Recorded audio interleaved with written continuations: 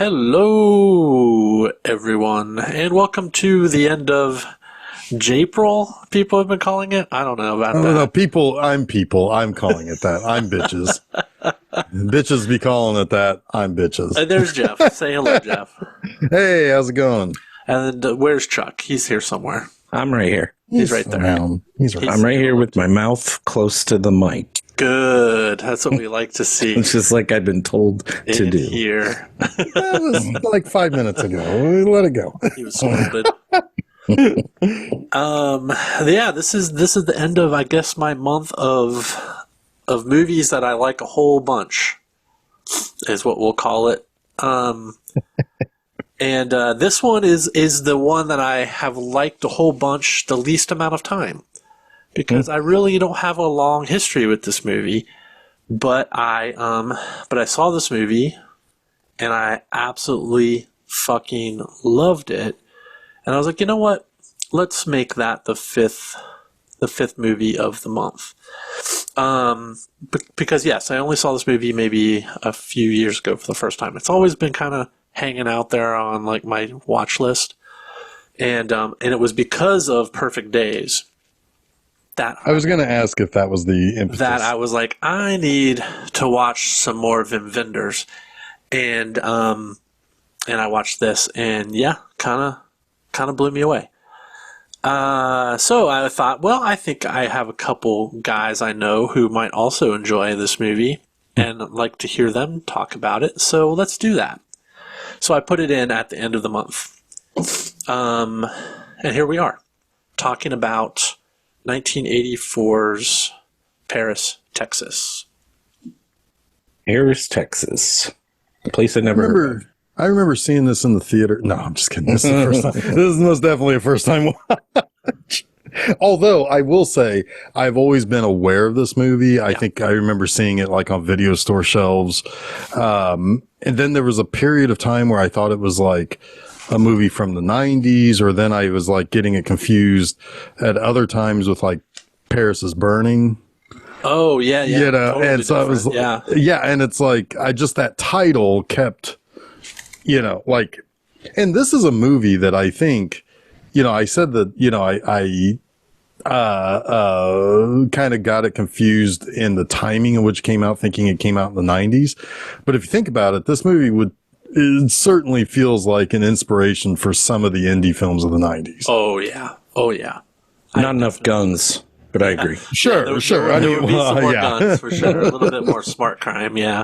Yeah, but certainly the contemplativeness of the wide open space, particularly the usage of Texas. I have to imagine that Rodriguez is a big fan of this movie. Oh, yeah, I would be. I'm sure. I mean, a lot of filmmakers are big fans of this movie. I would not be surprised if he wasn't one of them, or would be. I would be surprised if he wasn't one of them. Yes, anyway, double negatives or whatever. I've seen several Wim Wenders movies before I saw this one, which is weird, because this is probably considered his masterpiece, right? He said that every movie he made before this movie was just a preparation for this movie. He said that in his mind, Paris, Texas is his second film. And the 9 movies he made before this were all just practice. It's like, that's interesting. I have not seen any of the movies before this other than The American Friend. Which is weird, because that's a Patricia Highsmith, Thomas Ripley adaptation. It's an adaptation of Ripley's Game, which was also adapted in the 2000s with John Malkovich, well after the Matt Damon Talented Mr. Ripley. Well, wasn't there a show on Netflix? That just recently came out. Yeah. But yeah, The American Friend, well, it's not even the first, like, that's not even the first, like, Patricia Highsmith adaptation. There's lots, like Purple Moon is an early one of Talented Mr. Ripley. But The American Friend is unique because it's Dennis Hopper is playing Tom Ripley, which is kind of wild. Yeah. I don't think it totally works personally. Oh, But it's an interesting movie. And then after Paris, Texas, Wings of Desire, Until the End of the World, The End of Violence, $1 Million Hotel, and of course the sublime Perfect Days I had all seen before this. Have you seen Buena Vista Social Club? Oh, Buena Vista Social Club. Yes, sorry. I don't know why that didn't show up in this list I was just reading from. Maybe because it's a documentary and not a film. yeah, it could be. I think They may have so. separated those. They Yeah. did, yes. But yes, of course. Buena Vista Social Club, which Wim Wenders won the Academy Award for. Yeah, it's weird that it's not here. It must be. This is a guy who makes. It's funny because, right, like, he's a German guy who's made maybe one of the. A lot of people think this is one of the most American movies made in the last 40 years, or 45 years, I should say. He's made a movie in Japan. You know, he's made all of these movies all over the world. He's won awards for movies. He's won basically everything except for an Academy Award for his narrative movies. Right. And yet he's, you know, I mean, it's just, it's interesting. It's like he is maybe more, he's less known, but maybe more accessible than Werner Herzog. That's an interesting comparison. I don't know if he's more well known than Werner Herzog. No, I said less well known, but more accessible. But more accessible. Yeah. I mean, I don't know. Werner they're contemporaries, obviously. Sure. Yeah, I mean, so is Fassbender would be like, yeah. they're third. Yeah, and he's the one who's probably like the least known and accessible. Fassbender. But all three of them make narrative movies. They make documentaries. They make shorts. Yeah. They make and they make movies all over the world. Yeah. Yeah. They're versatile, and they're more concerned, I think, with storytelling than anything else. Right? If it's a good story, what's the best way to tell it? Yeah. And sometimes that's a narrative feature, and sometimes that's a documentary. I mean, just last year, Wim Wenders made Anselm, a 3D documentary about this like German sculpture artist, it's phenomenal. A 3D documentary? 3D documentary. That's wild. But he's not even the first of those to do it. Cave of Forgotten Dreams, Werner Herzog's documentary about the ancient cave paintings in like France, I think. That was a 3D documentary. Yeah. So these guys are just like they're like feeding each other's creativity. It's very cool. Do they get along? Are they friends? They are friends, although I think that they're also rivals, right? Are they all? But are they united in their hatred towards Klaus Kinski? Probably. Probably. I wouldn't be surprised. Yes, which would also unite one of the lead actresses of this movie too. Right, Natasha. Yes, exactly. Who also I think hates Klaus Kinski. Yeah, she's not a big fan of her father. No. Yeah.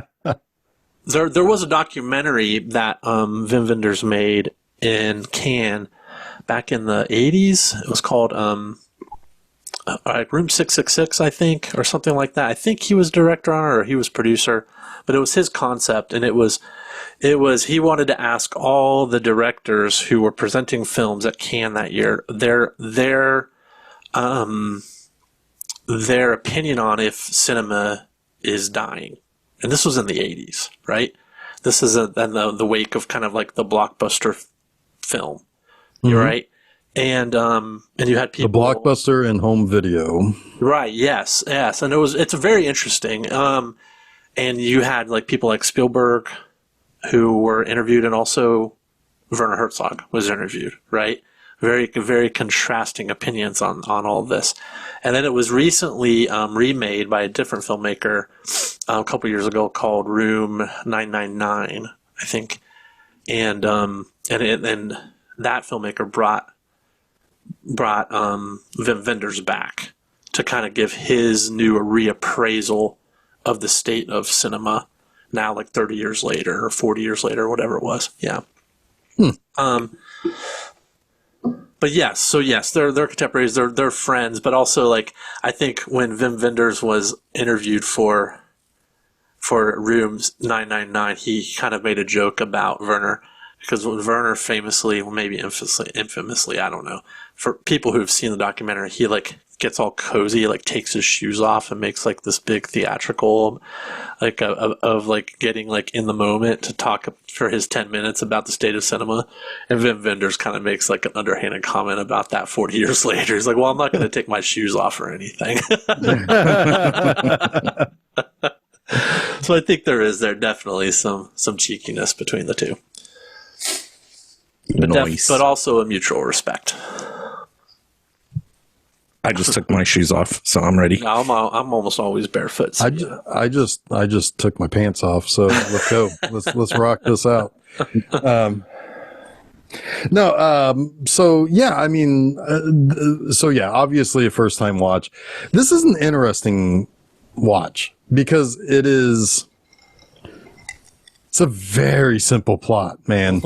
I mean, you can't get much more simple than this, but it's not as it's far more contemplative than the other movies we talked about this month. Because this is a movie that is all about a state of mind. And I think you can also argue, and I think this is a fun argument, potentially, or at least a fun trying to figure out if this is something that can be bought. But is this even something that really happens? It's like, is this what Travis is thinking about while he's walking through the desert? Or did he actually do these things? That's an interesting take. Because there are more than a few people consider this a fable. Yeah. More so than an actual story, than something that's happened. It's an idea of something more than an actual occurrence. It's interesting because I think that there are kind of like two halves to this movie, and the first half is like everything up to the point where Travis takes his son to Houston. Right? And then there's everything from that point on. And that was the point in this movie that Susan, she was gone. She was like so angry about it. That he took the kid? Yeah. There was like this practicality that she just could not get her brain around. Right? Like she was just mad. She was like, this is not what's the best interest of a child. It's like, but it's her father. It's his father. This is also 1983, right? He has every right to also take his son on this trip. It's also, he's not kidnapping this child. He's given this child the opportunity and also warned the child that like, hey, maybe you should stay with them while I find your mom, right? Like he gives this kid every out. But he doesn't give any response when the kid's like, no, I'm going with you. He's like, all right, let's go to the store and buy some supplies. But he doesn't put up a huge fight. No. But it's also kind of like, I kind of understand it because up until that point, he seems irresponsible. He seems he seems childlike himself, right? He seems like he suffered some kind of brain damage. Yeah, it's like half this movie, I was like, did he hit his head real hard? Did he get injured by his wife? Is he autistic? Right. Like, there's neurodivergence, which I think is definitely part of his problem. That is not articulated, but is there. And I was getting a ton of Rain Man in those. Oh, it's totally Rain Man. 35, 40 minutes. Yeah. It's totally Rain Man. He wouldn't even get on a plane. Like, well, yeah, right. They have to stop the plane. You have to wonder, like, did Barry Levinson kind of like see this movie? I wouldn't be surprised. It's way too similar. I got a way to tell that story. Yeah. I was honestly, this time around, I think I thought about this the first time, but I also, it struck me, the walk home, which is, I think, one of the most beautiful moments in this movie when him and his son walk home on opposite sides. Opposite sides. Yeah. That's like, life is beautiful. like Roberto Benigni in the concentration camp with his son, right? Like that's very much that scene. So yeah, I don't know. Anyway, just an aside, but this is a very well-respected movie that people have stolen from, I guess is my point. Yeah. And we'll continue to steal from. Yeah. But yeah, anyway, I think we'll get maybe more into that second half, obviously, when we get there. But I thought that was interesting that Susan, my wife, she was so, like, she really did not like the second half of this movie. I can understand that. I mean, I can too, but I also kind of think that there's so much beauty in the second half of this movie. There is, but I also think of something, because like I had to go on a little bit of a journey myself that's like, okay, what's this all about? You know, because as straightforward as it is, it's not really giving you a whole lot to wrap your brain around. Like it's really not much of a theme. I mean, there's a concept of a theme, but there's not really like this guy is trying to, like, you think it's going to be, oh, this guy is trying to get back to life, or he's trying to get back to his son, or he's trying to whatever, right? But then that's not really it because of the end. And so it's like, so you kind of, you have to start kind of thinking about what you saw. Yeah.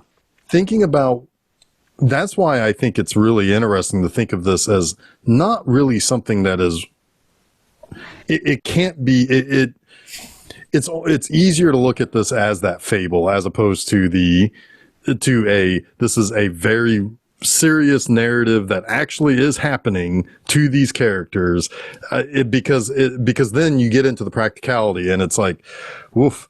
Yeah, it's like there's a lot of questions that it's easier to brush away if you say there's a fable like. I think it both can exist harmoniously, and I think that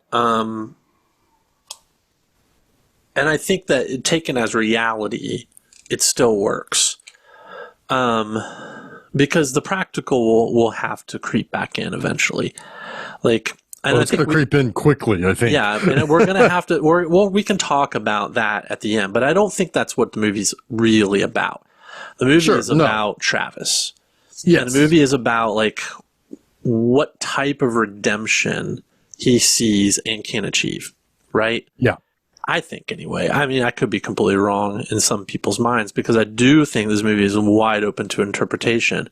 But for me, it's Travis, and it's him kind of emerging from this pupil state to back into civilization, being confronted with reality again 4 years later, and determining what he thinks is what he can do as the best way forward he can move as a father, even understanding like how broken he still is, right?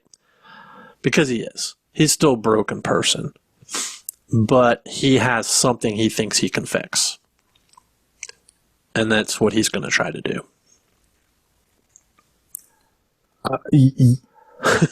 Yes. But I will say that there is that yes, he is thinking he's doing the right thing, but to do the right thing, he has to hurt people. Well, you have to speculate a lot about what happens to those two after. Right. Well, no, I'm not even talking about that. I'm talking about the two that did his job. But you don't know that. That's what I'm saying. You have to speculate that the kid didn't end up back there anyway. Well, sure. I mean, you have to speculate a lot about what happens. At the end of this movie, I don't imagine in any way, shape, or form that he doesn't go back to them in some capacity. I agree with that. Oh, I would have to think that, but I did find myself thinking more about where did Travis go? Well, that's Paris, Texas. That's what I think so too. Absolutely. But also he went. Yeah, that's probably the first place he went. But yeah, that I think is the mythological aspect of this, right? Yeah. Is what does he do next? I think he completely and totally disappears as if he didn't exist anymore anyway. But he does so by going to Paris, Texas. Like it's like crossing a metaphysical barrier or something that, you know, he will go to the place where he was born to essentially die. Or to begin again. Or to begin again. I agree. Yeah. To start to heal. Right, because that's where he believes he began in the first place. I think he thinks he's getting a second chance. Exactly. At life going back there. Or to die. If he can repair this thing, this horrible thing that caused his son and his mother to separate, if he can repair that thing, like that's the external pain, right? That he can fix. Everything else then is within himself. Yeah. So he's got to do that thing, and then he can work on himself. And I can say, Chuck, I'll meet you halfway and say whether he goes there to die or to begin again, he metamorphoses into something. Sure. I don't think he goes there to die. I don't. I think he goes. Well, I there. think he could end up being there for the rest of his life. Well, he could. Too. He could, and that maybe is where he needs to be, right? Yeah. I don't think there's any way to pass judgment on Travis at that point. We're so ahead of ourselves, though. I know, yeah. But this is a movie that like you can't help but to. I mean, it's a weird movie where it's like to make a point at any point in the movie, you have to talk about the entire. It's a movie that is a journey, right? Yeah, yeah. It's to borrow your email handle, it's unstuck in time in some ways, right? Because he doesn't even understand if 4 years is a long time to be gone. He doesn't know anything. Yeah, and it's like and. There is that whole interesting thing where it's like the dichotomy of the image of America versus the culture of America, and the idea that he is this kind of addled simpleton in the middle of nowhere, and he grows his memories and his voice back the closer he gets to the concrete jungle, right. You know, and it or family or family, but his mind starts working in different ways, it seems. He starts to readapt. Yeah. And he starts cooking a plan. Yeah. It does. And that I think the power of this. All right, so let's set it up because this is a good time to do this. What we see at the beginning of this movie is Harry Dean Stanton, Travis, in a red hat and a sport coat, trudging through the desert. He's kind of dressed like an amalgamation of everything of America, right? Yeah, he's wearing a baseball cap. Yeah. He's wearing blue jeans, but he's also wearing a shirt and tie. Shirt and tie, right. Yeah. So he's like this, he's trapped somewhere in between the image and that culture, right? Yeah. The culture of, the powerful of, or whatever. Yeah. The urban and the rural, right? Yeah. Yeah. And he's out of water, but he sees a small little village down the way. He's trudging through the desert, and he finds this little town. He walks into the bar, which has got one guy drinking a beer and no bartender. He walks up to the refrigerator, and the refrigerator is full of beer, and he closes it. And then he just sees ice in an ice maker, and he just starts eating ice, and then he collapses. Mm-hmm. And that's our introduction to Travis. And then we see this German doctor who is trying to find out who he is, asking him questions. But I mean, Travis is just nonverbal, almost catatonic, right? He's responsive physiologically, but not verbally at all. But the doctor or whoever the hell this guy is finds a card in Travis's wallet, and he said, "Is this you? I'm going to call this number. Maybe the person who answers will know who the hell you are." Are you Walter? Are you Walter? It's like, I don't know, man. I'd feel kind of nervous around if I wake up out of my stupor and I'm surrounded by a German doctor in the Mojave Desert. Yeah, it's like, what Nazi experiments are you about to do it's like, is this Laurence Olivier? Yeah. It's not safe. It's not safe. It's not. But he does call, and Walter does answer, and it's the great Dean Stockwell. He hasn't Sans Ziggy. He doesn't have a Ziggy. right. He doesn't have Ziggy. He doesn't have Ziggy. He hasn't started helping Sam find his way home yet. Yeah. No. But he's going to help Travis find his way He's home. going to help Travis find his way home because he gets the location, and he's gonna go pick up his brother. We find out it's his brother, and he talks to his wife about it, and she's apprehensive. You know, this is the first time they've heard from Travis in over 4 years, and she's apprehensive about him going to pick him up, and we're not quite sure why yet, but there's a pretty good reason, ultimately a very good reason, and but he's like, what do you expect me to do? He's my brother. I've got to go. So he does. He flies as far as he can, and then he rents a car, and then he drives to this little podunk town, and he goes, and he finds his German doctor, and he asks where his brother is. And his brother is like, well, he left. He started walking off, but I have all this stuff here, and I'll give it back to you for, what is it called? Fees. I don't know what the fees are. Yeah, it's like it's essentially a finder's fee is what he wants. He wants a little scratch off, you know. He's like, well, I gave your brother medical attention. You know, that's fair. That's America for you. That doctor ain't working for free. Yeah. I might have like done a little dental work too, but that was for me. Well, and you get the sense that this place, while it is real, is kind of like a purgatory, right? You don't want to end up in this place because it'll be bad for you. Which is it's interesting. Even the doctor kind of alludes to that, like this is not a good place to find yourself. Right. So it is like it's metaphorical and real, right? I agree. Yeah. Well, and to find out that definitely lends, you know, that lends to what Jeff is talking about as well, about this being, you know, more of a fantastical fable. Well, I mean, Roger Ebert describes Travis as coming out of the desert like a biblical figure. Yeah, yeah. Like you know, so kind of tying to that more fabulistic kind of story. And Walter even says when he finally finds Travis, he's like, I don't blame you for getting out of there. Right. Right. Yeah. They're it's interesting too, because I think there are more things in this that kind of lend to Jeff's theory too, that like all of the people in this have lost somebody, and all of them relate to like some kind of spectral version of them being around. Like, I can hear you, I can feel you, I know you're not dead. Or she talks, like, we'll talk about that later. She carries on conversations, etc. So there is something to your imagination being a part of your relationships with people. I think you hit on a huge theme in this movie. Absolutely.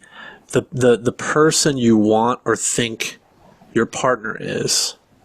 Like, what damage can that do to your relationship when you want them to be someone else, right? Or you think of them as someone else. Even down to Walter and Anne. Like, she says to him, I don't know, I'm afraid of who we are without Hunter. Right. Like, there are these relationships that are built on these foundations that you internally build. You aren't necessarily building together. And there's necessity around a lot of it. Yeah. Like, we're keeping this together because of Hunter, or and it happens in all of their relationships or the person we needed from each other, or we thought each other were, we finally realized we're not, and then it ended in disaster, right? Right. It ended in fire and in brimstone in a lot of ways. Yeah. And how when you know that you love that person, regardless, how can you repair it? Right. Yeah. Yep. And then you have the brothers who really do seem to have like an authentic kind of relationship that isn't built on necessity, or like they just kind of are. right? As brothers often Wim are. in this. I love him in this. He's great. He's the most patient man in the world. Yeah, yeah. He is. He is. He's done something for Travis that, and I don't know, I think a lot of us would do this if we had to take care of a sibling's child. Like if we had to, we would do it. But they did it without remorse and like becoming father and mother, not just we are your guardians now and this is bullshit. Right. Like, and I love his honesty. I love everyone's honesty with Hunter in this. Right. He's your dad. He's yeah. It's like, he's your father. You call me daddy, he's your father. Right? It's just like, there's so many, like, you make this movie today, and there'd be so much fucking bullshit around, like, what we're going to hide from Hunter, what we're going to, like, try to protect him from, right? And this movie's like, fuck that. Like, he deserves the truth. The truth is what a 7-year-old boy needs, not like protection. That was a serious, like, kind of conversation that Steph and I had when we were going to have kids. It was like, we're not going to be like that. We're never going to use baby voices with our kids. We're going to use our adult voices, speak to them like they are adults. We are going to let them see things and talk to them about it rather than shield them from everything. You know, you got to shield your kids from some stuff. Absolutely. It's not, you can't explain everything to like a 6-year-old, right? Right. But I think if you do treat them that way, they will be well adjusted as they're older. I think Hunter being treated emotionally like he is in this movie, he won't have all that emotional scarring. He'll have some because some bullshit happened. Sure. Like that sucks. Like all what happens to that kid sucks. Yeah. But the way he's been treated since then, I think will help him cope and deal and be a better, he knows not a better that there adult, are people in his life that love him. Yeah. Yeah. And are truthful with him, right? Like, that's the thing. I mean, if they tried to hide all this crap, that's just a betrayal. You know, that's the kind of stuff that would create a wedge. It's like, be truthful. He can handle it. Well, yeah, because like if they kept it from him until he was old enough to understand finger quotes, he could be like, well, why didn't you tell me this earlier? Why didn't you tell me this guy that you brought over was actually my dad? Why are there other people in this home movie? Right. You know, on these old Super 8s that we have. You know, and then you realize that those Super 8s, which is such a beautiful scene, they've shown it to him before. So they've never tried to hide this from him, right? Yes, that maybe it's waned. Maybe there has been some forgetting, but certainly one person has pulled away for sure. Two in a way. Sure. But yes, there is this idea of, well, it's not ideal. We don't know what his situation is, but here he is over 4 years later, and he's back, and he's your father. Right? We're going to figure that out. Plain and simple. Right. But this movie does a good job of, like, you have to explain this to people, or not explain this, I don't know how to say this, but daddy and father. Like, there is a delineation in this movie, like, I can't remember the character's name. Harry Dean Stanton. Two fathers. He's the caretaker. He's daddy, right? Like he is the one the kid considers his father, even though there's a biological father in the picture. Like there is delineation in this movie for that, and it's and Hunter is trying to sort that out with one of his friends. Absolutely. Like you see him trying to understand it as he's trying to Rich Dad shows up. Oh my God! Yes. Like, how do you have two fathers? Just lucky, I guess. Yeah. Rich Daddy. That's a great scene too, where the housekeeper's trying to help him. You want to be a rich daddy or a poor daddy? Never look at the ground. There's no in between. Yeah. Just lose the hat, I think, probably. The hat's a little goofy. Yeah. You know, but the 3-piece suit is pretty classy. You know, but no, all right. We're getting ahead though, so let's go back a little bit. Rewind. We've got to get Travis home. Waldo's got to get Travis home, And this is kind of where you've got a little bit of that Rain Man vibe, a lot of that Rain Man vibe, honestly. Because, he won't fly. He wants a He'll hardly speak. He will hardly speak. He wants the same car that he originally picked him up in. So to me, this is a clear sign that Travis has got some neurodivergence. There's autism. There's something there that's never really articulated or completely examined, but that exists, right? Yeah. This is part of probably why Travis is the way he is. This some sort of neurodivergent autism spectrum, right? Yep. Back then, they would have just called him weird. Right. But there's a profound amount of patience again on Walter's part. Like, he doesn't love having to drive, or trying to find the same car, but he's willing to do it. Well, Or find his brother who keeps wandering off. Yeah, and then his brother, he goes to the hardware store to get him clothes and bring him back to the hotel, and he's left. And he has to drive and find him again. Yeah. And, but he understands his brother. So he's, it's like, this is part of what I just have to do to get my brother home. About that. I think you're right about that. I think there is an understanding about his brother that isn't fully examined or articulated in this film. I think it's just portrayed. But through Walt, it is. Yeah. Oh, yeah. I mean, Dean Stockwell is. You can see it that it's like, yep, this is my big brother. Yeah. I got to sometimes take care of him. You know, 100%. I mean, he's a lot more patient than Tom Cruise. Yeah. Right. Yeah. Yeah. Did you fucking fart, Travis? Uh-oh. Go ahead, Jason. No, we're good. He does start to get him talking a little bit. Well, it's by talking about Hunter. Yes, because he tells him that's the diner scene. It's one of my only real notes. They go to the diner to eat, and Walt tells him about where Hunter is, because Walt doesn't know. Or I'm sorry, Travis doesn't know, and he tells them that we have him. He was left at our house. We don't really know why.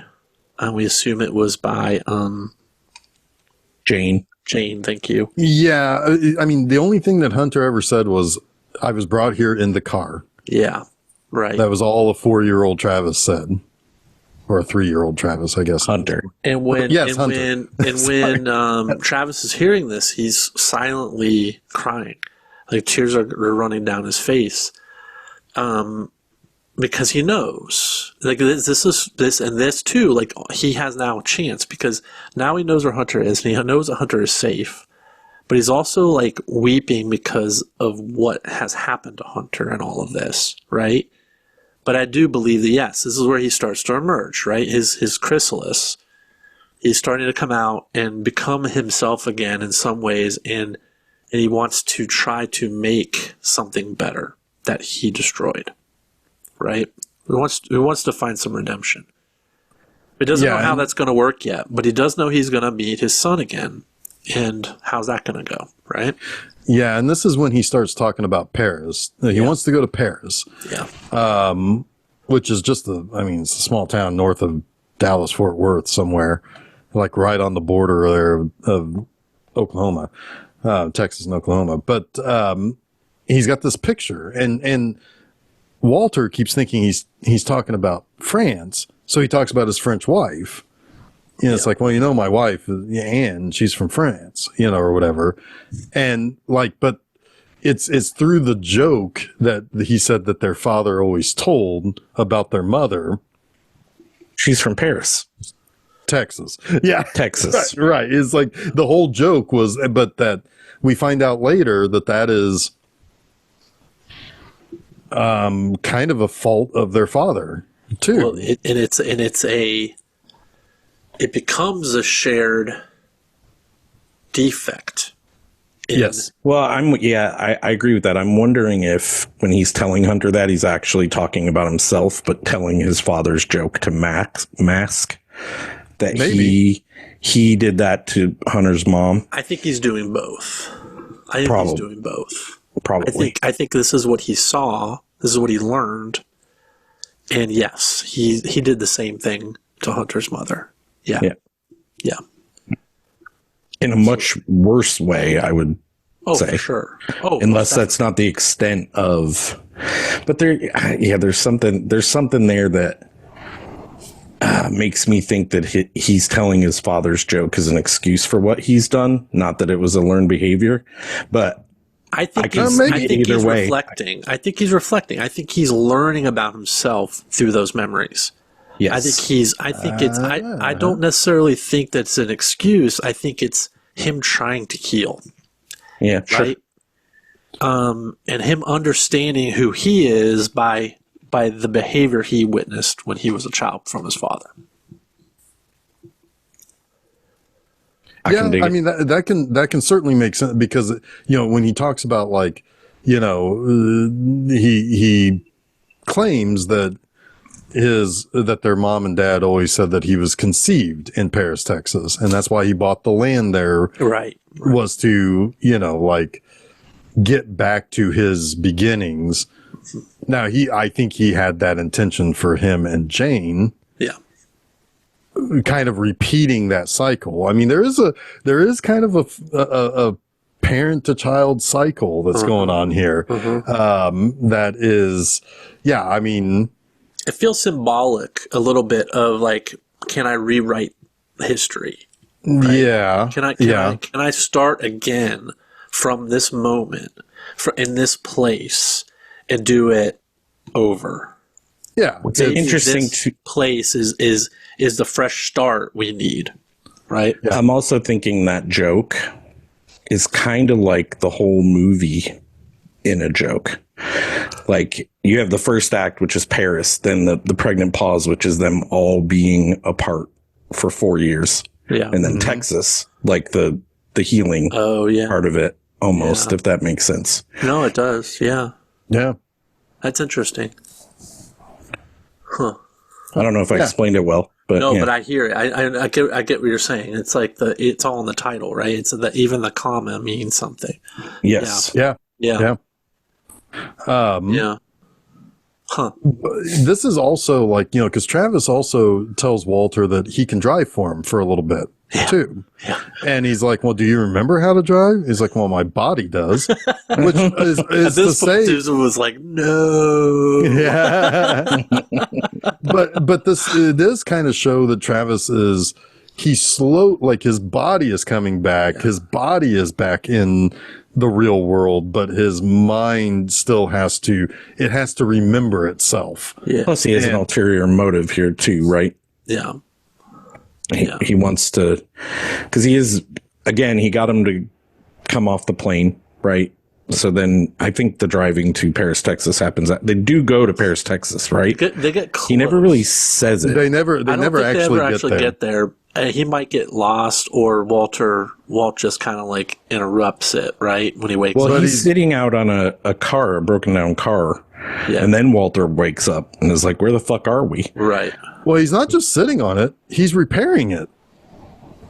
Oh, I didn't even catch that. Yeah, he's in the hood, and he's messing around with on the hood. No, he was in the hood because he was also wearing overalls, like, almost like he took it out of the truck, and he was messing around with the truck. Interesting. And he's, at this point, he's back, as far as I'm concerned, because he starts to say, it's like, oh, don't worry where we're at. I can get us back to the highway. Even at that moment, like, be trying to, like, find his own. Yeah, he may be trying to escape. Yeah. Yeah. Because escape is a big part of this movie too. It is. Yeah. Running away. Yeah. Right? Yeah. Yeah. We'll talk about that later, because it's my biggest problem with Travis, too. Escape and running away are two different things. Yeah. Well, one person's running away, one person has escaped. But there's also leaving. And leaving, I think, is what he does at the end. And I don't think leaving always is a negative thing. I think it depends on the scenario. We'll talk about that. We'll talk about it. But anyway, by this time, because he says, I don't know where we are, but I know how to get back to the highway. Everything's going to be fine, Walter. Yeah. And they get back. And so he's kind of back at this point. Yeah. Because it's shortly after that scene where they're closing in on Los Angeles because he's like, "You live in Los Angeles?"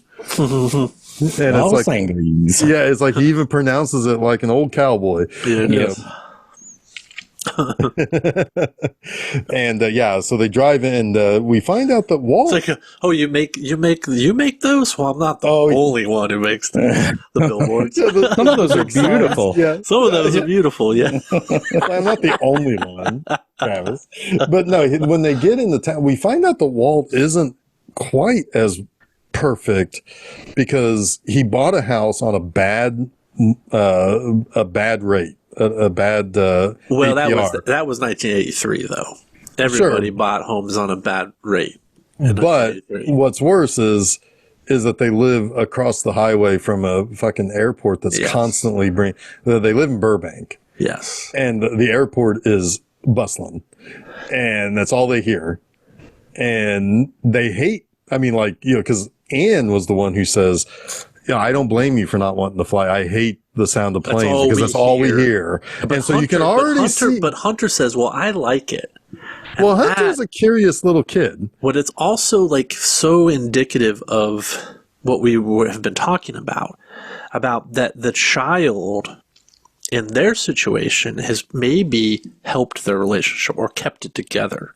Well, right? she's certainly expressing some frustration in that scene. It's very subtle. And she is afraid of what her life and her relationship with Walt is going to be without Hunter in it. Yep. Yeah. Yeah, because at this point, like, you know, because like Travis is just kind of an odd, awkward addition to their life. Like, he doesn't sleep.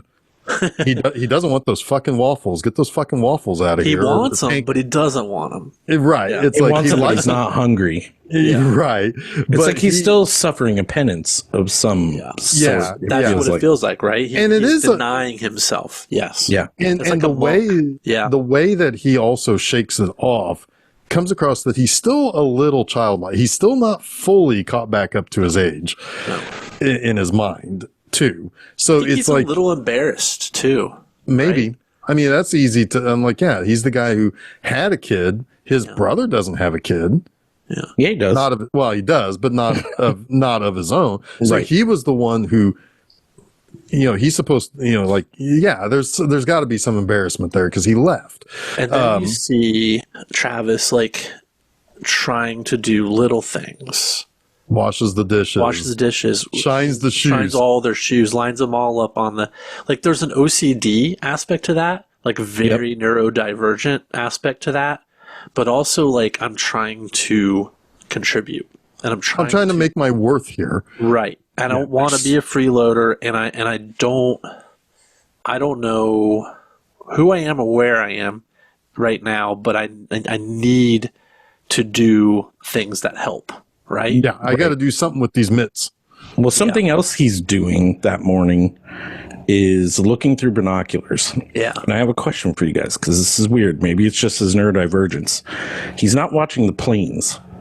He's watching their shadows move across the ground. Yeah. Which I'm like, why is he watching the shadows and not the planes? Well, I wonder if that's part of his whole thing where he's like, because when Walter says, well, we're going to take a plane, he's like, what, we're going to leave the ground? Mm-hmm. Like, maybe he can't, like, parse that in his mind, and maybe that's why he's looking at the shadows. Maybe he can't even look at the planes. Maybe that could be that, too. They'd make him too anxious, so he does look at the shadows. Because he gets up on a billboard later, and he says, everything's much clearer up here. Yeah.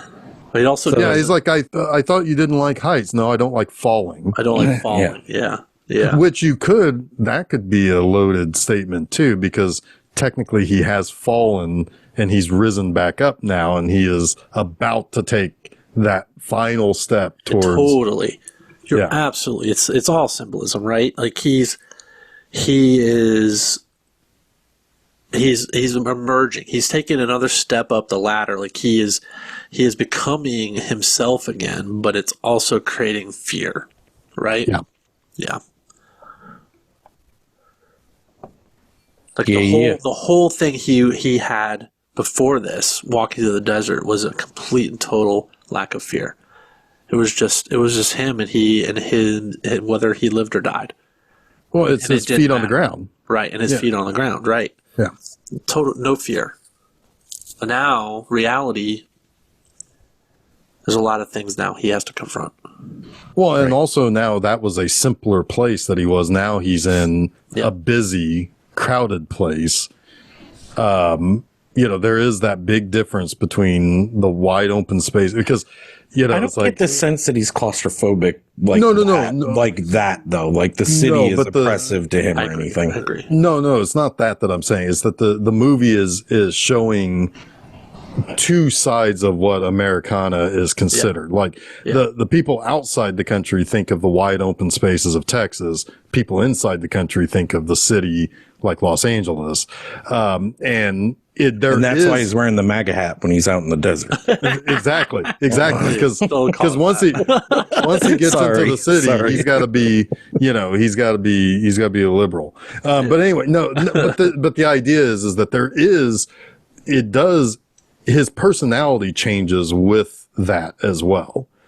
Yeah, I think it's more being around Hunter, but you might be right. But I think Hunter is what really brings him out of his shell. I agree, it's Hunter, but it's also, I think, realizing again that there is a world outside of you. Yes. He's been living so isolated and solitary. He's coming to terms again with this fact that there are other people in this world and other people in pain. Like, I think one of the most beautiful moments of this movie is when he's walking and he's crossing the interstate bridge and there's that preacher who's ranting. Oh, yeah. Oh, my God, that's crazy. And he's just like ranting about like the end of civilization and how we're all doomed. And nobody's going to come and help us. And yeah, we're all alone. We're all alone, right? And what does he do? Travis do as he walks past him, he touches him on the back. He like gives him some sense of comfort. Human contact. Well, it's camaraderie. Yeah, it's I'm here like for you. I understand you. Yeah. And I'm we're both human beings, and it's like it's just. It's I so think there's a little bit of him having reintegrated now, seeing his future if he hadn't. Yeah. Like he might end up on a bridge ranting and raving. So he identifies with this man that's on the bridge. Absolutely. Too. Yeah, I mean, he was so isolated and so alone in the desert, he forgot how to communicate. Yeah. But again, the closer and closer he got to the city, the more he reintegrated with a normal human being, or being a more normal human being. Well, human contact is important. Sure, absolutely. I mean, we are both a very it's interesting because people are both a very social and a very isolated species. We're one of the few we're one of the few species on the planet that can be both. I think for me it just symbolizes that his ability to feel, to empathize is returning. Right? There's a lot there. Yeah. But I agree with you. That I totally agree. That and then when he watches the Super 8 video.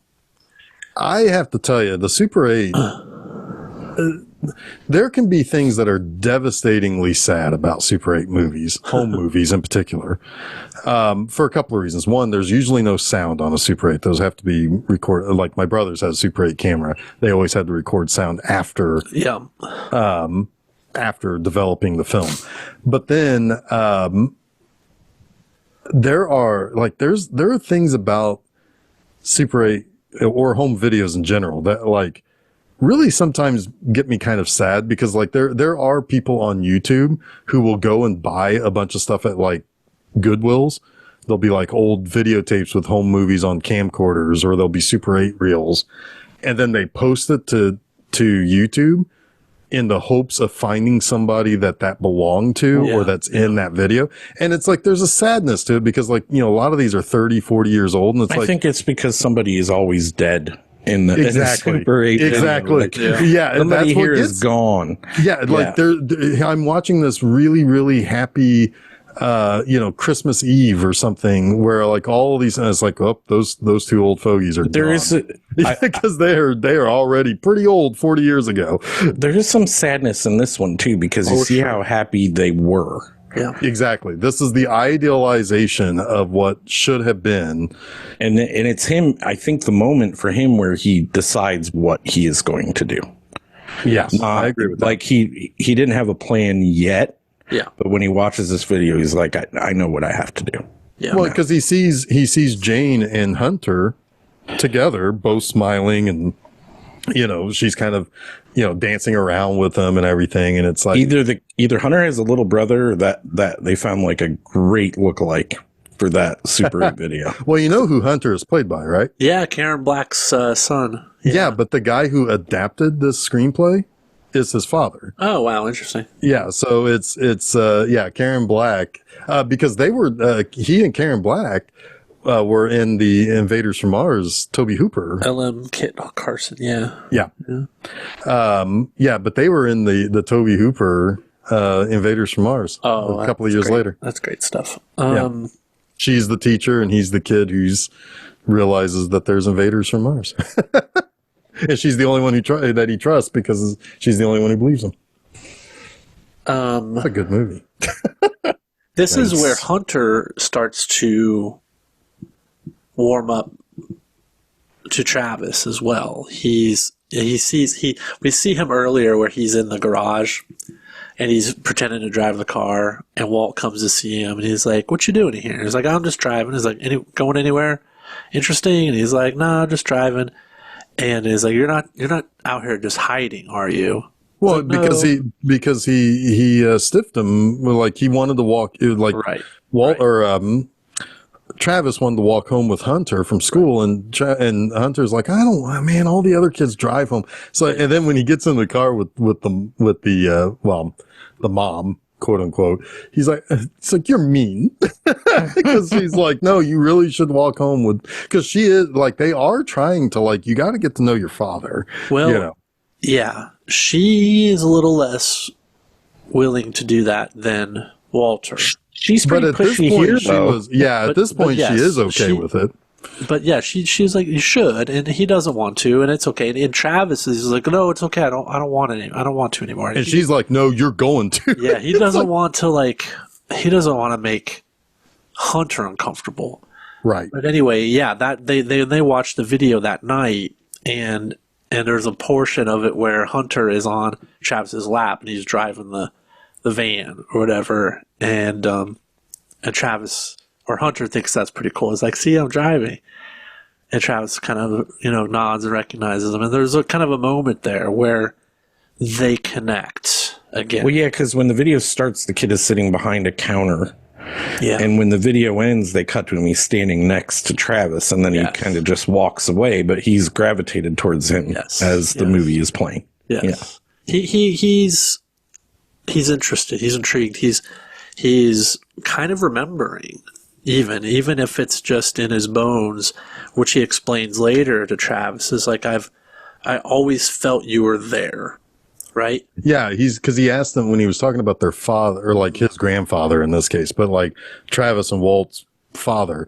It's like, because he died a couple of years after the picture that he shows him, and he's like, he died in that car that he's posing next to. Yeah. It's like, did you feel that he was dead? And he's like, I don't know what you mean by that. It's and like, that's I when know that he's dead. I know that he's dead. It's like, no, I mean, like, when you were gone and we didn't know if you were alive or not, I didn't feel like you were dead. Yeah. And he says that about his mom too. Yeah. It's like, she's still out there. She's alive someplace, you know? Yeah. So this kid's got a really interesting brain. Well, it's a good moment too, because it shows you like this kid is intuitive. He's intelligent, he's smart, he's in tune to his emotions, and he understands, to some degree, his situation, right? And he does miss his mother. He does, right? Yeah. Yeah. That's even pretty if he telling doesn't, too, because he was standoffish towards Travis, and he immediately know he misses his mother. Yeah. So that's telling about Travis and like what transpired in the past, that he needs to earn Hunter's trust again. Yes. And it seems like his mother would not. Right. Right. Yeah. well, yeah, I mean, we see later, like, absolutely, she doesn't need to, Right. Yeah, I don't want to say that yet. We're not Well, there. yeah, but we'll get there. But yeah, but it does. I mean, but it's kind of interesting because it also, when we get to the big moment where there's the really good monologue. Oh yeah. It's said that, like, basically at one point he even believes that she was unhappy because she had a child so young, and that, but like at the same time, there's a lot that could be dug into there. Like, what were they like?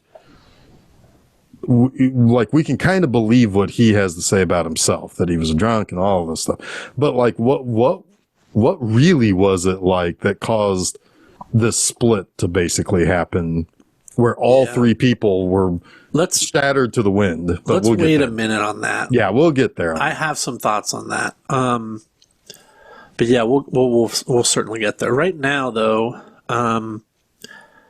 we have the great scene where Travis is trying to dress like a father. It's like, what does a father look like? And the housekeeper helps him to get dressed. You want to look like a poor daddy or a rich daddy. And he wears the 3-piece suit with the hat, and he goes to Hunter's school, and Hunter is the great line to his friend in response to the question, how do you have two fathers? He said, just lucky, I guess. And they walk home on the opposite side of the street, all the way home. And Travis is doing like a backward walk, and then Hunter mimics him, and it's just like this. It's a bonding moment. It's like hey, look, I'll meet you on your terms, right? Travis to Hunter. It's like, I just want to be your dad, right? Right. Which makes some of the ending like so sad. But you see in this moment, Travis really trying. And then they get home, and I don't remember exactly what happens next. I think there's another night of him there, and we have the conversation with Anne and Walter. With Anne, Yes. yeah, Anne and Walter have a conversation, and Anne and Travis have a conversation. Yeah. Yeah, because this is when Anne is like, why do you keep pushing them together? And Walter's like, well, it's his father, it's his, that's his father. He's and his father. She's like, but don't you know what that might do to us? Right. Which is funny, because in one situation, you could argue that Hunter is keeping somebody together, and in another situation may have driven people apart. Right. But she's like, I'm afraid of him not being here, and to basically act as a buffer between us. Yeah. Which does make it come off as like things aren't great between them, but it's not. I mean, it may be not that bad, but it's certainly not great. Well, it's interesting because if you take like the stance where I think Susan took the stance of he was in a stable environment, and now everything is being rocked, and is this good for the child, right? Yeah, he's in a stable environment, but maybe he's the same problem he was for his actual parents when they were together, right? Mm-hmm. He's this excuse to stay together. And how long can that sustain itself, right? Yeah. At the end of the day, what this child really needs is his mom. Mm-hmm. And maybe the extended family too, hopefully. But yeah, Anne and Walt have their own issues to work out, and they can't keep using Hunter as a Band-Aid, right? So, to me, Hunter, I think the intuitive 7-year-old, almost 8-year-old that he senses that, but he also just wants to see his mom, and he also wants to reconnect with his dad. And so, of course, he's like, let's get some fucking walkie-talkies and Love it. And maybe some new clothes. and let's go to Houston and find mom.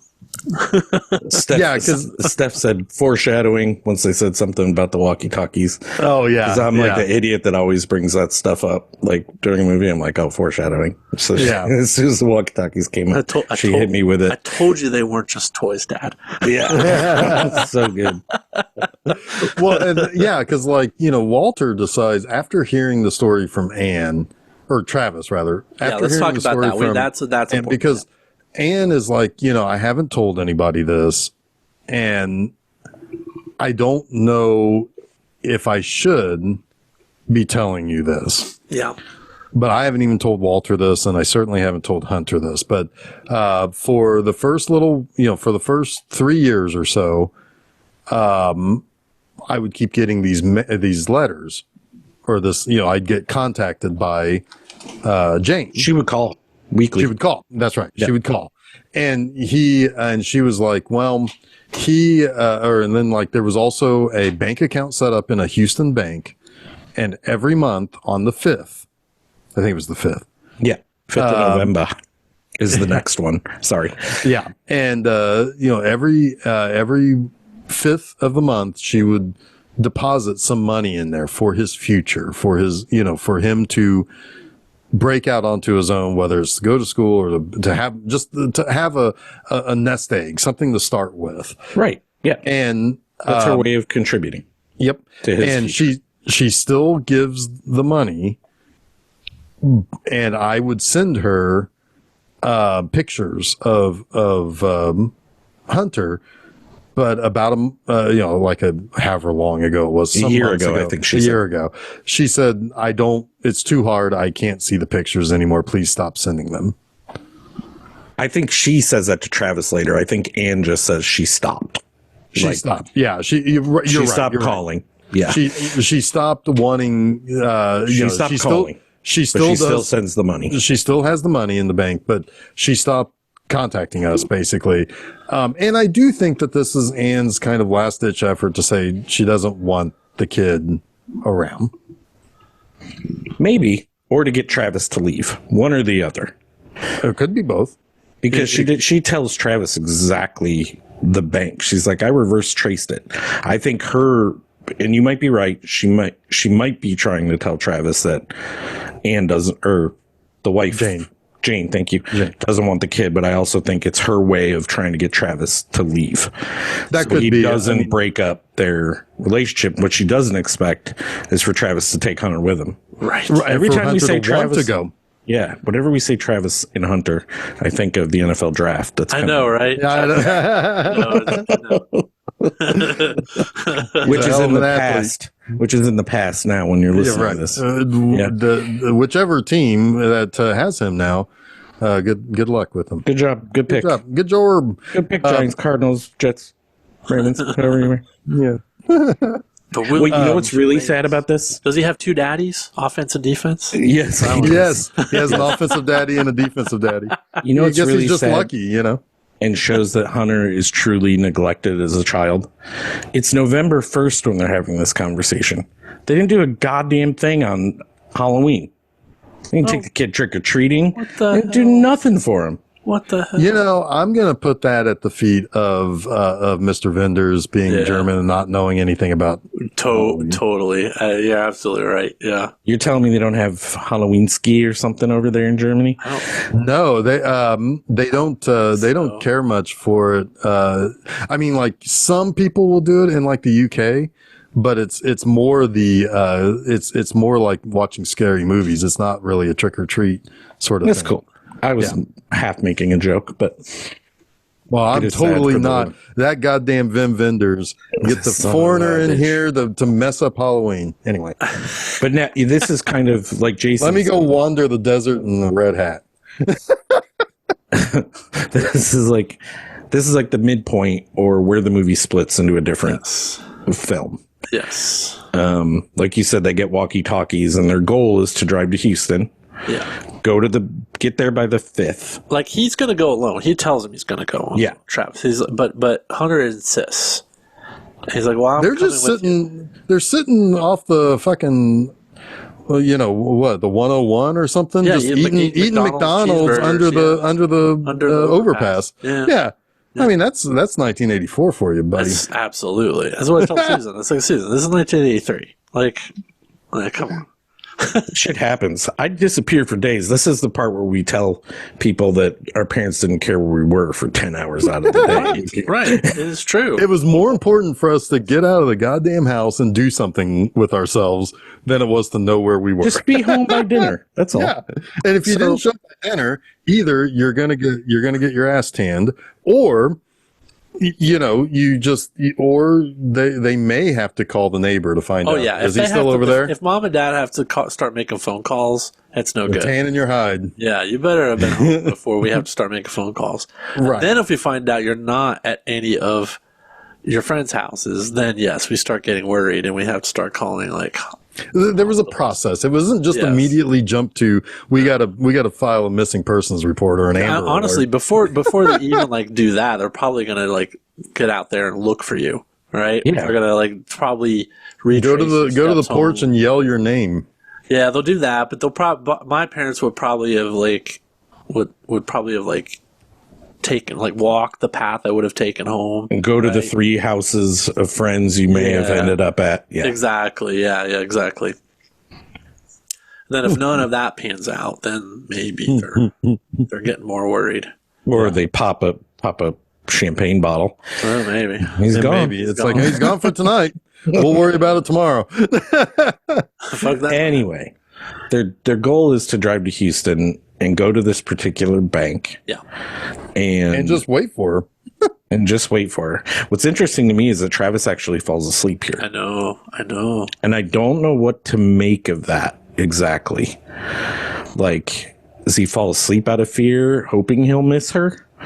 Like, I don't know. Because he hadn't slept the whole entire movie up until this point. Well, The only time you see him sleep. Yeah, it may be. Well, you see him sleep again later, but yeah. Right. It's possible that he is just like he's calmed down to the point where it's like, He's comfortable. He's gotten comfortable with what he is doing. But before you get that comfort, they do stop at wherever it is that they stop at to call home. Right. And it's like, now you're going to call. Yeah, It's like Travis is not going to be the one who calls. This annoys me, right? Because he's putting too much of this on Hunter. Yeah. Yes, I to a certain degree, I understand. Like, you made this decision, Hunter, so you need to explain it to them. You need to own up to it. And that's a very like adult thing to have to do. But he's also 7 years old, and I think maybe mom and dad would want to hear from Travis just to at least know that he's like coherent and alive. I also think he would have succumbed to bringing him back, probably. Maybe he would have. And he was protecting himself from having to say no or succumb to that. Yeah. It's possible. It is, I think, still showing some of like Travis has a long way to go. Yeah. Right? Like this is pretty borderline irresponsible. The kid has school tomorrow, you know? I mean, it's irresponsible. What he's doing is totally irresponsible. Yeah. It wasn't a planned event. I know it's not kidnapping, but he just took the kid without even telling his. Yeah. Right. Now he does like to his credit. He's like, we still have to tell them like you're alive and okay and where you are and where you're going, but he makes him do it. Yep. It's a little like it doesn't rub me the right way. I've never heard somebody say "rub me the right way" instead of saying it rubs me the wrong way. Rub the right way, Chuck, not the wrong way. That rubbed me the right way. Yeah. I'm gonna start saying that from now on. Well, I think, it's just say that instead of you're tickled with something. Sure. Yeah, you rub That's not what I was thinking, but Well, it depends on the type of tickler. oh, is it French? The French one. Yeah. So anyway, they But get let's to the bank. fast forward back to the bank. Yeah. Yeah, they get to the bank. Go ahead, Jason. You can. All right. So they get to the bank. They split up, and Travis has fallen asleep in the truck. Hunter has been like waiting on the other side. There's like two huge banks of drive-ins at this bank. It's like a massive drive-in bank, and I've never seen anything like this. yeah, it's like, what is this? Yeah. And but Hunter, he thinks he's Caesar. He looks at the picture that his dad gave him of his mother. She's in a red car with blonde hair, wearing sunglasses, but he's like, that is her. I think that's her. He's got his instincts, right? It's a little bit of that. I feel her in the world kind of moment, right? And he tries. Then he's like walkie talkies, trying to wake up Travis. I told you these aren't a toy, Dad. And he gets him to wake up. He pulls around and he picks him up, and they're trying to tail this red Chevy. And Travis isn't like certain that they're doing the right thing. He's like, "Are you sure? Are you sure?" But he's trusting Hunter, even though he's a little weary about it. And they see the red car, but then they see two red cars. And they're not sure which one it is. They are right next to it. Like you got two Pontiac, They're identical. red cars. P1000s driving right next to each other. It's a Identical. 50-50. Like, yeah, this is a 50-50. Like, Hunter just kind of guesses here. But they end up following the right car. They don't know this yet, but they exit and they go into this like really like run down suburb ghost town of Houston, wherever the hell this is. Like, this is not a. Is it Pasadena, Houston? Are they about to go to the Urban Cowboy Bar? I was about to say Urban Cowboy. I mean, it sure. John looks like Travolta's in the background It hanging sure from looks it. like it. Yeah, he's up. John Travolta's up on a water tower or some shit. He's Oil rig. he's falling off an oil rig and he's slapping around Deborah Winger all at the same Yeah, time. all the- oh my gosh. But at least they're still together. But they Sure. they find the car and they park, and he's like, "All right, here's my plan. Get in the car, roll up the windows. Everybody comes out. You lock the doors. If anybody comes out and asks about you, just tell them that your daddy's inside and he'll be right out." Right? Classic, mid 80s parenting right there. Like, Oh yeah, I mean, especially the roll the windows all the way up. yeah, to a T. Suffocate yourself. So he goes into the back of this building, and it's kind of weird. It's like he's sort of like wandered into this like Lynchian fucking like environment. It's very strange. And there's I mean, if you see Dennis Hopper run, right, like Dean saw his brother is going to be there with like his face painted. He's going to sing the Candy Colored Clown, right? yeah, I mean, it's gonna. So he comes in there and it's like there's a band that's sound checking. There's some women dolled up in the booth. Some nude women. Some half dressed naked women, and there's a bar. And this guy, man, he's like the most like Goomba looking dude. Like, he is a little mushroom. Yes, This scene rubbed me the right way. but you see the back of this short-haired, blonde-haired woman wearing like a red sweater. But he comes and he faces Travis. He's like, "Hey, you're too early. You're in the wrong part of the building. You need to go downstairs." It's like, okay, well, what's that about? What the fuck's downstairs? So he goes downstairs, and it's like this kind of strange, like almost Peep show. Yeah. There's different booths with different settings, right?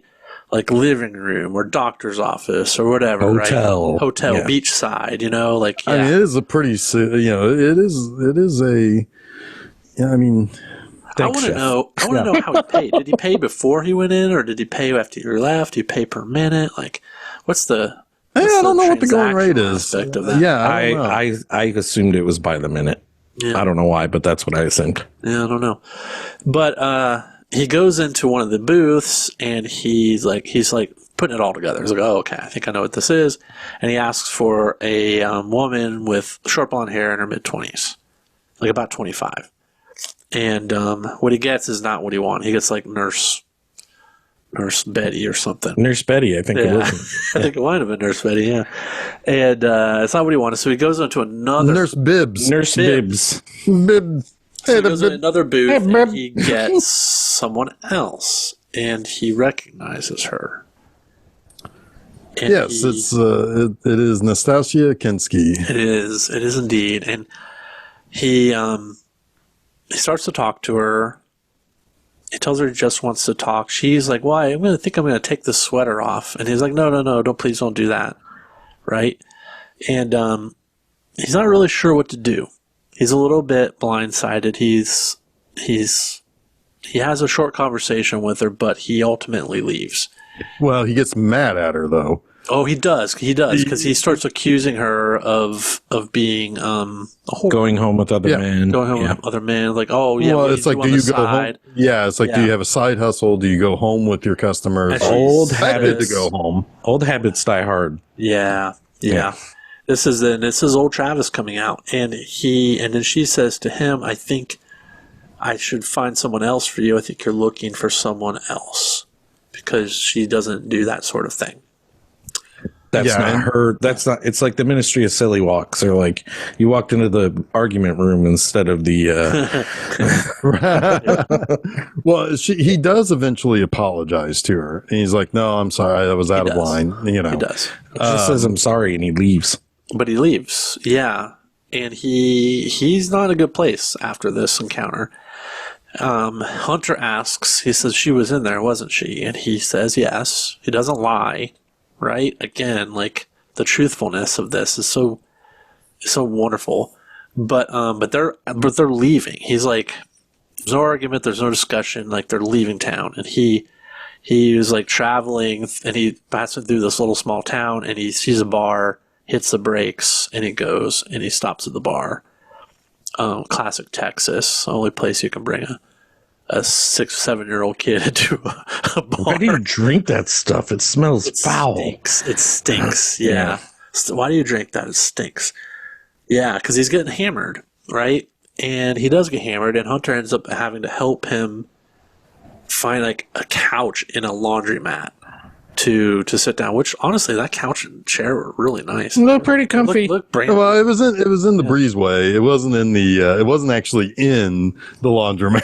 It's where you go to hang out while you're waiting for your Right, it clothes was to in the get waiting done. room. It was, Yeah, but still, well, it was like- it's a breezeway. I mean, it's still really outside. nice. It was Yeah, nice. it is nice. Yeah, it was a nice little leather couch. It was nice. So this is when he lays down and he tells Hunter the more of the story we've already heard that he told Walt about the joke that his father always told about his mother, about their mother being from Paris, Texas, being from Paris. This isn't the type of place you bring a fancy woman. Right. Says my mother, it's not then he says it's not a place you would take my mother. But then he explains that his mother wasn't a fancy woman. She was shy, and she was embarrassed because of the way that her father would always introduce her as being from Paris. And then he would wait, and he would say Texas, which would embarrass her. But then he would stop even saying the Texas part. He would just start telling the story like she was from Paris. And he believed it. That he believed it. He started to believe this thing about her that wasn't who she was, or it wasn't true.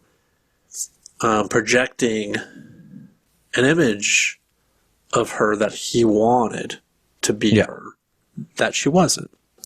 And this is where you start to kind of get this sense of who Jane and Travis were to one another, right? They were never going to live up to each other's images of each other, and specifically his image of her. But he also had unhealthy beliefs about her, that she was cheating on him when he was working, and he doesn't say that until a little bit from now, but yeah. Right, because he's yes, but that does come later. Let's talk about that when we get there. He passes out on the couch though, and they wake up the next morning and they're leaving town, and I love this moment. It's the best part. It's like left or right. Left is to Houston, right is to Dallas, I think. San Antonio. Basically, it's stay in town or leave and go back to LA. Right. And Hunter doesn't even like look at Travis. He just says, "Left, Dad." It's great. Yeah, right back to Houston. Back to Houston. It's like, oh, that's awesome. I love it. Yeah. So they do. They go back to Houston. And no. Yeah, so this is so the next thing we see is they've gotten this hotel room, and bought and paid for by Heinz, because there's a Heinz ketchup bottle on the TV, like the rest of the movie. Oh, perfect. Yes.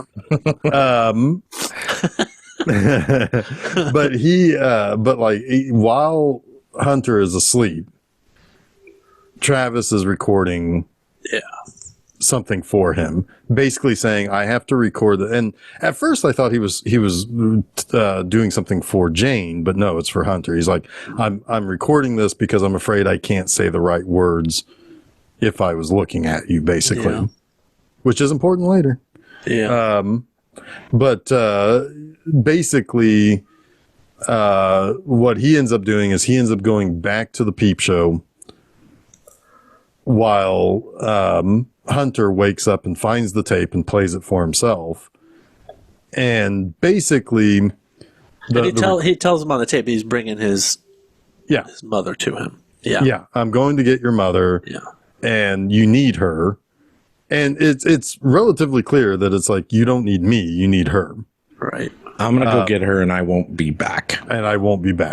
Yeah. And so he goes and he gets, he gets the room, he gets Jane, he turns the chair around so that he can actually talk to her without being distracted by her, and all the old things bubbling up. And he goes into this wonderful monologue in this story about their life and their life together, about how he once knew this couple, and the girl was younger, 17 or 18. The guy was raggedy and quite a bit older. And basically just kind of recounting how happy they were, but how he was a little too possessive and obsessive. We finally learn what actually happened. Yes. Yeah. I mean, he talks about like how he couldn't stand being away from her because he just loved being around her so much that he would quit work. He would take these little jobs. He would get tired of being away from her. So then he would, quit the job for a little bit, and they'd live on the money that they had, but she would start to get worried about where the next paycheck was coming, all of this stuff. And what would end up happening is, that he would start to get jealous. So he would start spending time at the bar late at night, where he would end up getting drunk, testing her. And in a way, he thought maybe she was testing him too. And that turned out to become an alcohol problem for him. And she wouldn't get jealous. Right. So he would get jealous. So he would get jealous, and she would get concerned, and he didn't like that because he thought the only way he could know that she loved him is if she was jealous when he was gone. Yeah. But then it all came to a head when they found out she was pregnant and they had a kid, and he called it as if it was an injustice to her. Yeah.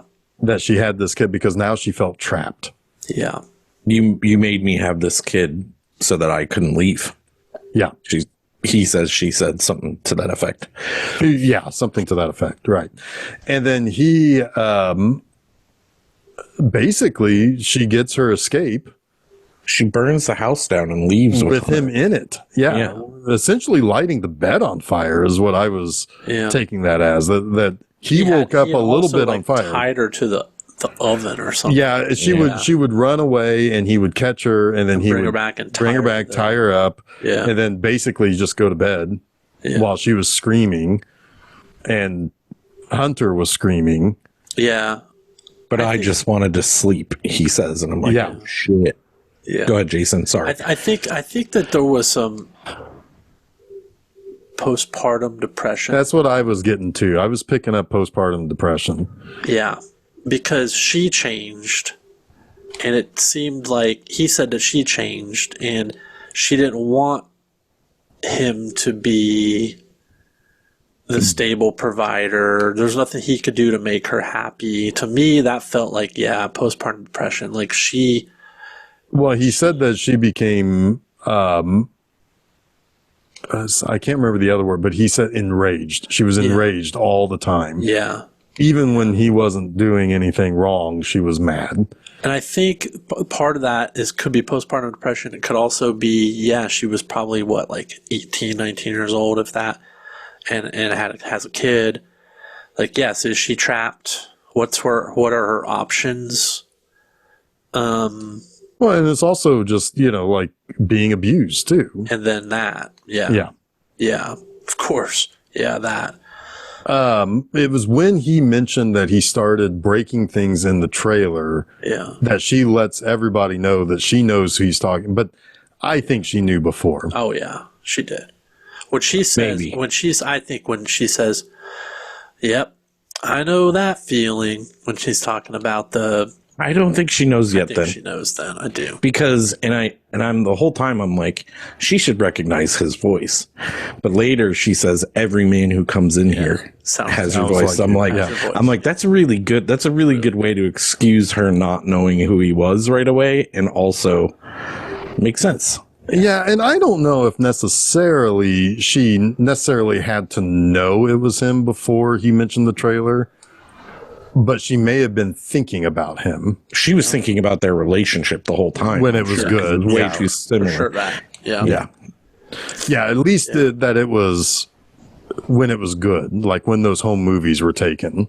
Although, if you think about it, though, those home movies are also a veneer because then they had already hit the skids. And the only thing that was bringing her happiness was Hunter. Well, he said that he didn't even remember it. He didn't remember when he visited, and I don't know what to make of that because Walt asks him that, and he says he doesn't remember.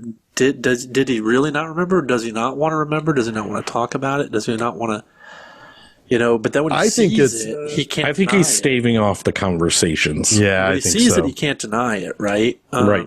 Yeah. But yeah, so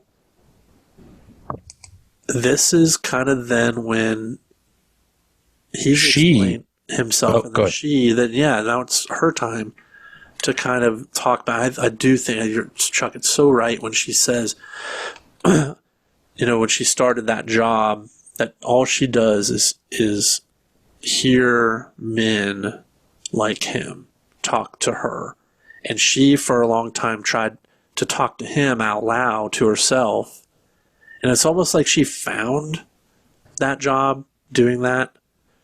Because maybe it was like a thing that she could do to process, or that she understood, right? It's heartbreaking in a way because I do believe that she hasn't like completely resulted to sex work, but she's right there.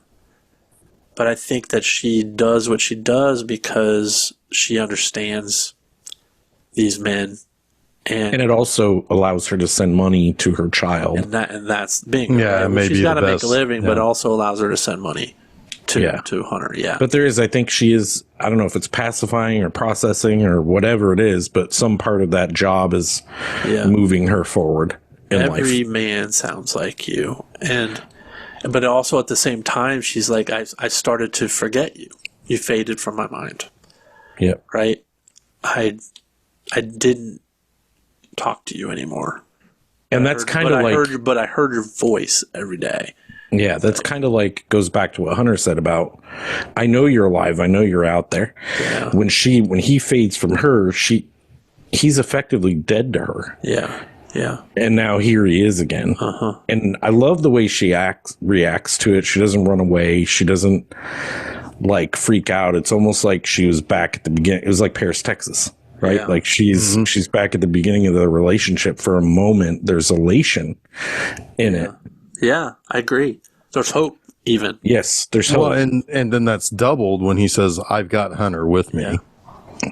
And Right. you got to go to the whatever, the room 1250. 1520. Say what? 1520. Oh, 1520. Yeah. Yeah. Sorry. That's yeah. all right. You got to go to 1520. Meridian Hotel. 15. The Meridian Hotel, 1520. He repeats that to her. Basically, it's like, because I ain't going back there. You got to go. Yeah. She said there she's was- going to. She also explains like her feelings for Hunter. He asked her, "Do you want to see him?" She's like, "Yes." It's like, I've always wanted to see him. I can't. Why didn't you take him with you? Yeah. And she's like, because I couldn't use him as an excuse or I couldn't use him basically to soak up my misery or whatever, something like that. Yeah, and I couldn't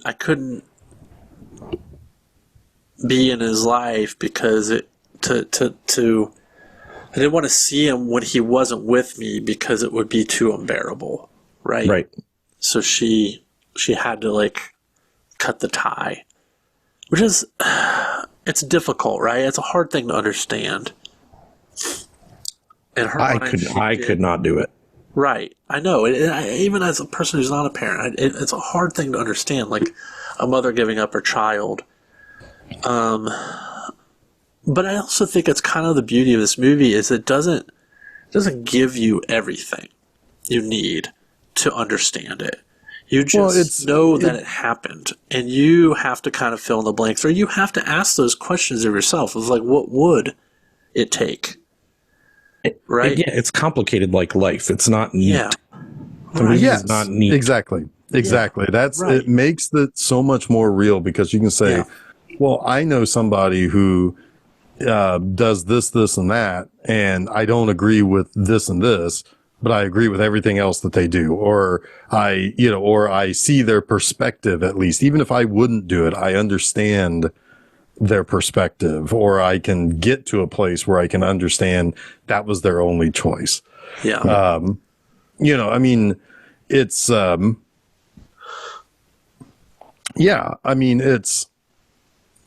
it's not an easy movie. I think it's a very easy watch. Yeah. Oh my God, it moves like crazy. And the thing is even though there's a lot of heavy stuff that you have to consider and think about and all of that, I mean, it's not a difficult. It doesn't bum you out, Well, let's talk about the very end. So Yeah, because there is a little bit of a happy ending to this. it's happy. It's bittersweet, I think. It is, yeah, I would say bittersweet, but there is at least something there where you can say the next few days aren't going to be so bad for that kid.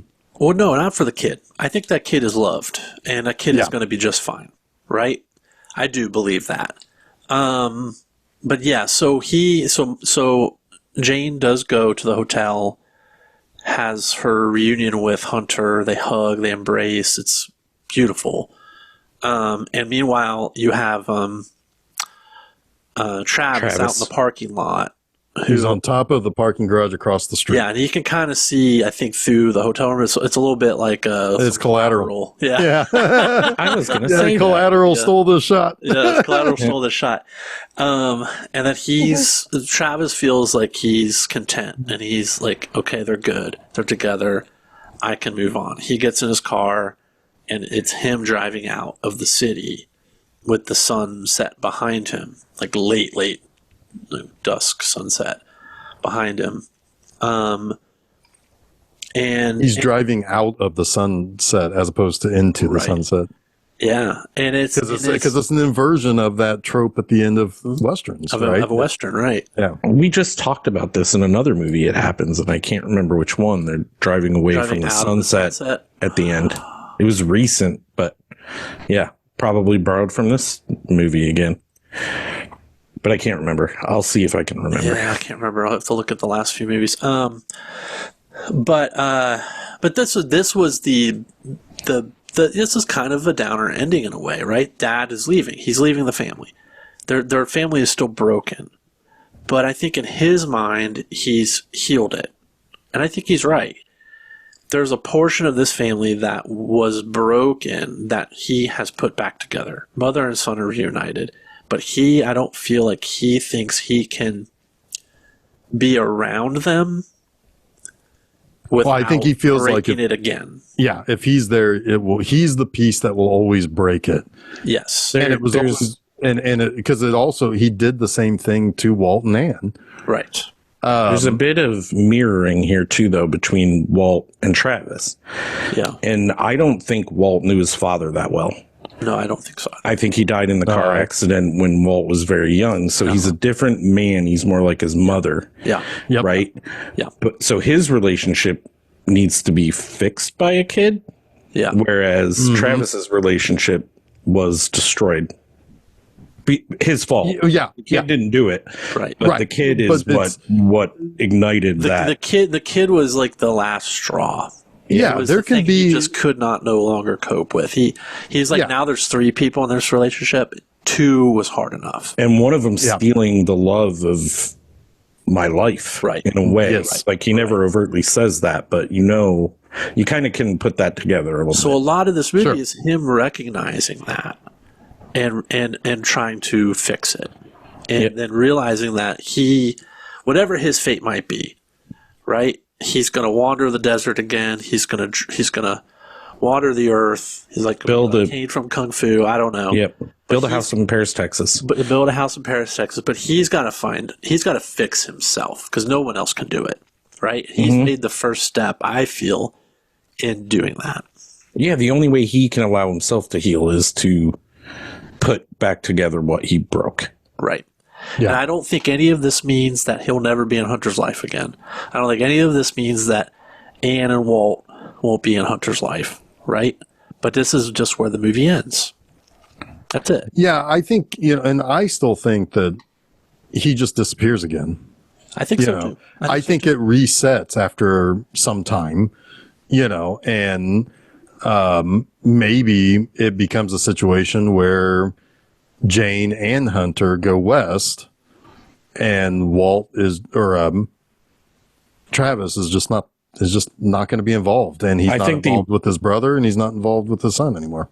I think the important thing is at this point, and why it ends with Travis, is that he can forgive himself now for what he's done. Yep. And what happens with Hunter, like we know, like the movie tells us Hunter is loved. Right. It is a little sad to me that Hunter is probably the most, even at this point, the one that gets hurt the most by not having his father in his life anymore, likely. But father knows best, I guess. But he does have a father figure, though. Right. But it's, I mean, it's his biological father who he's probably fallen in love with again. Sure. Right. Like, and he trusts him now where he had broken trust in the past. But Sure. If he's going to have his mom in his life, he can't have his dad too.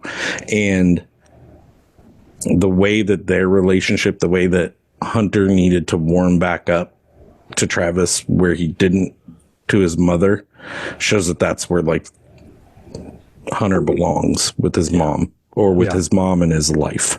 Yes. Yeah. Yes. Right.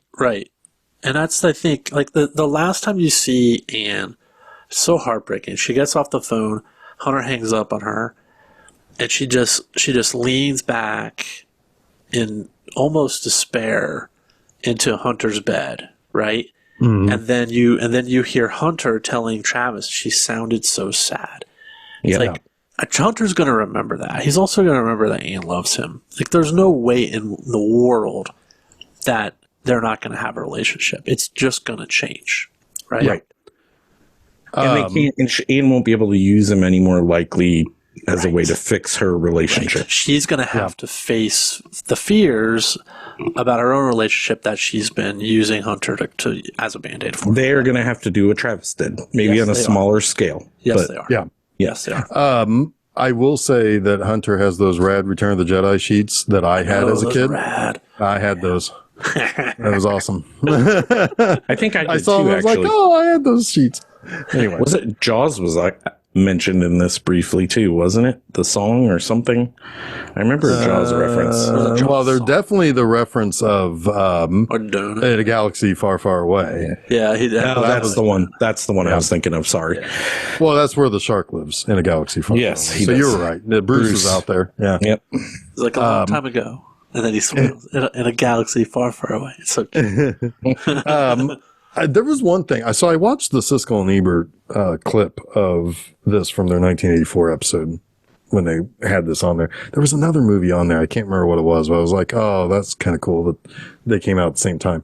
But anyway, there was one thing about this kind of final part of the movie that is really kind of cool. I don't think it necessarily totally relates to the movie as a narrative piece, but does kind of play to that concept of like the wide open space versus the concrete jungle element of the visuals of the movie. But in that scene where Hunter is listening to the recording from Travis, he's sitting there with the window behind him, and out in front of him are all of his kid things. He's got his little lunch box. He's got a couple of toys. He's got, but behind him is that really plain and kind of ugly business building behind him, where it was like, here's a kid who is got all of this, as Ebert puts it, like he's got all of the stuff to get to the business of being a kid, but the world is closing in behind him to the point where he can't be a kid.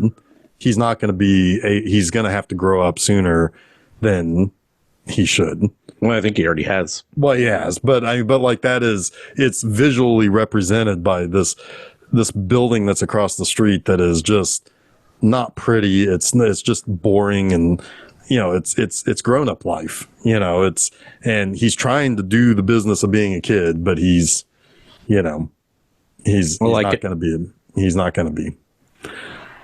But anyway, this is a very good movie. It's a very good movie. And it's a movie that is, like I said, it's not a tough watch. There's some sadness to it. There's bittersweet elements to it. There are tough ideas put in, but The really bad it's not a things difficult movie to watch. the really bad things that happen, if we had seen them, would make this a tough watch. But since they're just spoken about, it's a little easier to. Yeah, it's part of that mythical past, right? That informs what the characters are doing today. Yeah. Right. One thing I do want to note about this movie is that Ry Cooder's music is awesome. Yeah, thank you. That was on my list before we wrapped. Yeah. Very good. The score is very good. This is our did second find- Ry Cooder score on the podcast. What did he do? Year before this, Streets of Fire. Oh, nice. I didn't do that. Oh, yeah, you episode, didn't did do I? that episode. No, and I didn't like that movie. No, Dev's not a fan. I'm not a fan of that movie. I will say also that the very, very beginning of the movie, when like the credits are rolling, and it's like it's red text against a black background, Yeah. and the start of that theme score, it does sound a little it feels foreboding. And then it gets into like the main part of the music, and then it's like, oh, okay, this is just, we're just going to be, got a little twang here. There's a shot in this movie where they're driving into, I think it's the first, I don't remember if it's Walt and Travis. I think it is, but they're driving to a motel, and it's dusk. It's dusk, and the sky is like orange. Yes. And the neon lights are all on at the motel. And It they was drive Travis up and to Walt, it yeah. and turn right into it. And it's like, I looked at Susan, I was like, how do you even like Do you plan a shot like that? Do you just see There's gonna be no weather report that says this is what the sky is gonna look like. I know. It's like, had you just see that and be like, we gotta fucking get it because it's beautiful? Because it's beautiful. I'm sure that happens some in these movies. Like, I was watching a show the other day and I'm like, oh, they happened on that. Or I was watching a movie. I'm like, they must have happened on that because you can't plan it. It's absolutely breathtaking. It could have been something that it could have been the one that felt so extemporaneous to me. It seems like maybe the day or a few days before they were shooting something else, and the cinematographers saw it as they were, well, maybe after they were finished for the day, and they're like, "Hey, Vim, we gotta do this." Yeah, because there's no way that was planned very far in advance. Yeah. One thing I want to note too, we didn't get to it in the beginning when Travis walks into that bar and eats the ice. There's a quote on the wall that says, "The dust has come to stay. You may stay or pass on through or whatever." Like very poignant for the movie. Yeah. That's kind of like the whole idea of the American West a little bit, right? Yeah. Well, it's a thesis statement for what Travis is ultimately going to do. He's going to both be the dust and the guy who just leaves and just passes through. He passes through these people's life, but he will leave the dust behind, and there will be a memory of him of some tangible sense. I also do think it is also like when he opens the refrigerator and sees all the beer. It's like, that's obviously like, we don't know why he's like, and just kind of like shuts the door on. And it's like, doesn't want anything to do with that. We get it later, but like, it is one of those kind of visual cues that it's like, yeah, he is not going to be interested in alcohol. Yeah. I also think he's like, sometimes like, you're so thirsty. I need something quenchy, man. Yeah, I don't want beer. I don't want a beer. Yeah. Although a cold one in the middle of the desert wouldn't. If you're hydrated already, probably. But if that's your only option, yeah. But anyway, quite good. Good stuff. I like quite good. I'm glad. Halfway through, I wasn't sure, but it landed. I was taken by just the entire contemplativeness of it. It's like, I'm not fully understanding. I mean, like, that's Sam Shepard, I'm always going to get what he's getting to until late. And from what I understand, almost everything he's ever done is slow to begin anyway, or slow at the start, and then it picks up. But I was into the contemplative element from start to finish. Sure. And it is a movie, though, that's interesting. It's like sometimes you can kind of drift away from it and you're still okay. And you can kind of, it's like some of that is kind of part of that state of mind or state of being that the movie is kind of emanating, if you will. Anyway. Well, I'm glad y'all liked it. I implore you to watch Perfect Days soon. Yeah, that's one I know. That's one I want to watch. Was that your number one last year? It was my number one from 2023, I guess. Yeah. Wow. Okay. Yep. All right. Well, that's it on Japril. I'm glad you've adopted that. Yeah. Why not? And you know what I'm ready for? What are we doing next month? Planet of the Mapes. May belongs to apes. And we are going to skip over the very shitty Tim Burton one. Oh, yes. From 2001. We're just going to jump right into the modern day Seizure trilogy and then the movie that just came out last year. Yes. That's, like kind of carries on.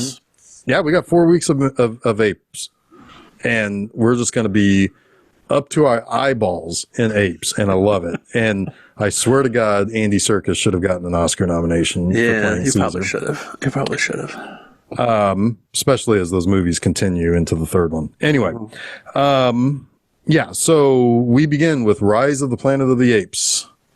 Nice. Yes. Next week, May 7th. Mape 7th. Mape 7th. Yes. So we begin some Planet of the Apes action. So go to filmseizure.com. You can find all the places where you can follow us, where you can subscribe to listen to the show, all of that good stuff.